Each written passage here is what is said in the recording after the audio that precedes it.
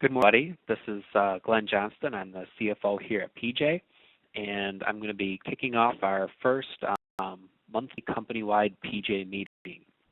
The goal of this meeting is to provide a very brief 10-minute or less update how PJ is doing and what's going on at PJ. So the morning of April 2nd, and we'll go ahead and get started. And just one more note that really everything I'm going to go over here today is also on the internet in much more detail. So again, today will just be an overview. So to get started, we'll take a look at how our sales and orders are looking over this 12 months. Just to point out that this excludes any of our 8,500 sales and orders to our largest customer in China. And point out a couple things.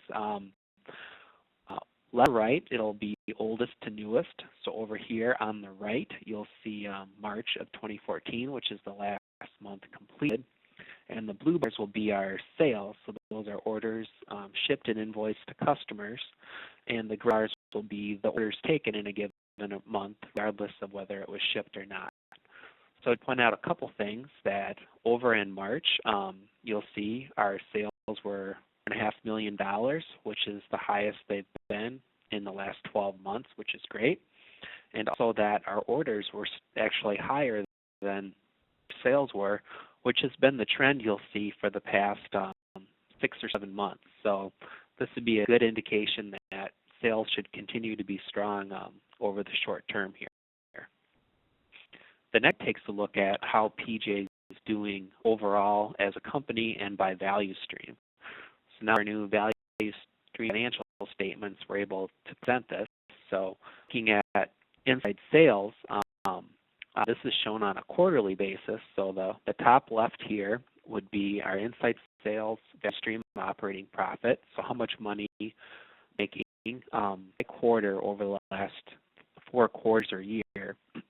So on the right, you'll see Q1, which is the most recent completed quarter, so January through March of 2014. So the inside sales value stream is generating about $1 million of profit per quarter, and that was actually a little higher at $1.3 million over the last quarter. And then the top right graph shows our engineering value stream, and they've been averaging about $500,000 or less of operating profit per quarter, and they also had a strong quarter for them that just ended. The left shows our service value stream, and see first that it's negative. That was no surprise to anybody, even before we did these value stream financial statements, and we're viewing it as one of our largest opportunities to increase profitability at PJ is to turn this from a loss into positive. We're excited for Brad Lyons and his team to get those efforts underway.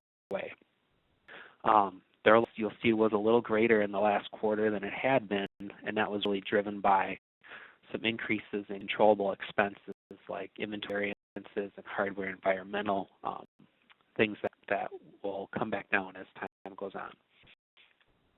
Bottom right, you'll see a bonus pool. So again, this is our company bonus pool that was shared, and we're also going to show on the left, excuse me, what our prior completed bonus period was, and that was just over $300,000, and that would have been for the time period of June 2013 through November of 2014. And then show how we're doing in our current bonus period over here on the right. And you can see that's red since it's still a little negative. So the bonus period started in last December, and we're 4 months into the 6-month bonus period. We started off in a pretty big hole in December, and we've been trying to work our way out. We're almost there to do a strong performance in March, but we'll need another couple good months to generate a bonus pool for us all. I'm going to go through some employees that started with PJ. Jason Duramo started in outside sales and is based out of Denver. And Jeff Wieland is a service assistant who just started here in South Prairie in our cleaning room.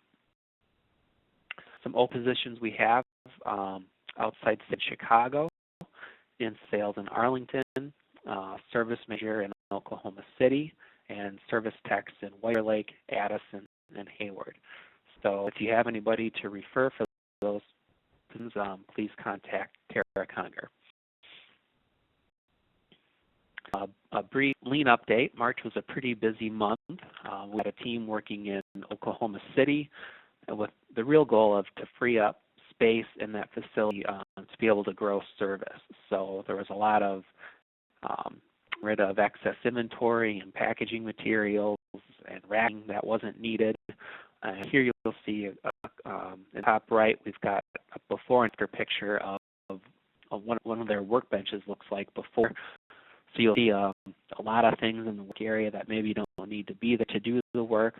And after you see it's much more cleaned out and organized, and all the things to do the work there are there, and nothing else is.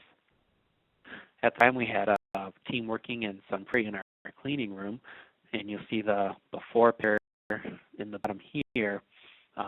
Pretty dirty walls and just kind of dingy. And after the team got through, you see nice bright white walls and just bright in general. There, and their big challenge is to figure out ways to make it easier to keep that room clean without spending a lot of time cleaning it. And they've done some things with painting the walls differently to try to test out a solution to that. Also had a Kaizen event in March working on our service parts, entering and sourcing, since our service parts coordinators will be helping out service managers in other locations.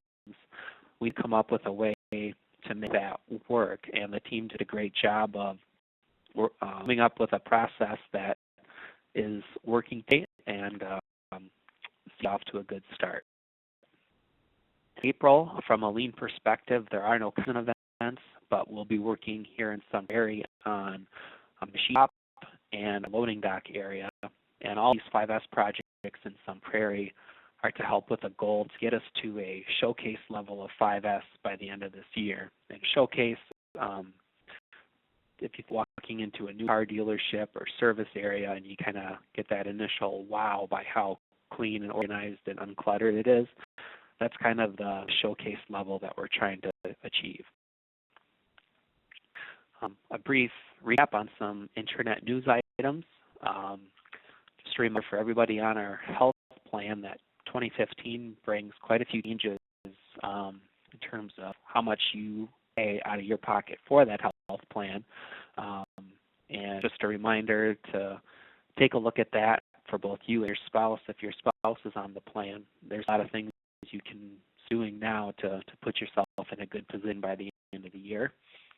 So the health plan depend eligibility audit going on starting in a few weeks here. And that's going to be done by a company called Cisco, who also manages our health plan for us. And if you have dependents that are also on our PJ Health plan, they're going to verify that they meet the requirements for being eligible to be on the plan.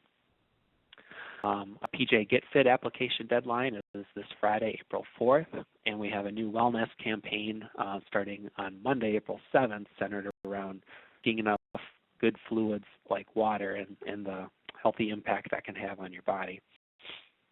We have a new 2020 class that was recently announced that'll start their efforts late summer, early fall here, and it's a good mix of inside sales backgrounds, warehouse service techs, and application engineers as well. So congrats class, and looking forward to getting started. About some of the changes that'll be coming up.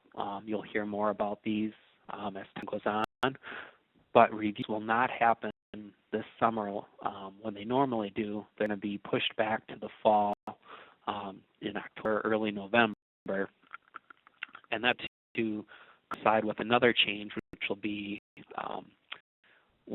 increases for everybody at PJ will our transition to January 1st instead of the majority of people being on July 1st. So there'll be a cost of living increase July 1st for those people who typically receive a wage increase then another cost of living increase on January 1st, and that'll help us transition to that new raise cycle.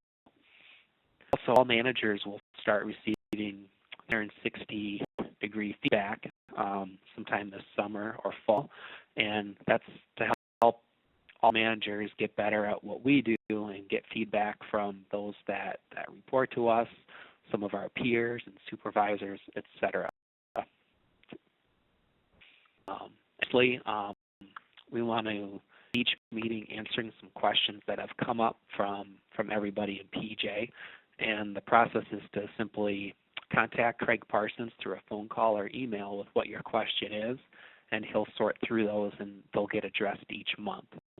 So feel free to send those throughout the month to Craig, and as you think of them, and to wait until the end of the month. So with that being said, that's the end of our first brief company update meeting, and thank you all for listening.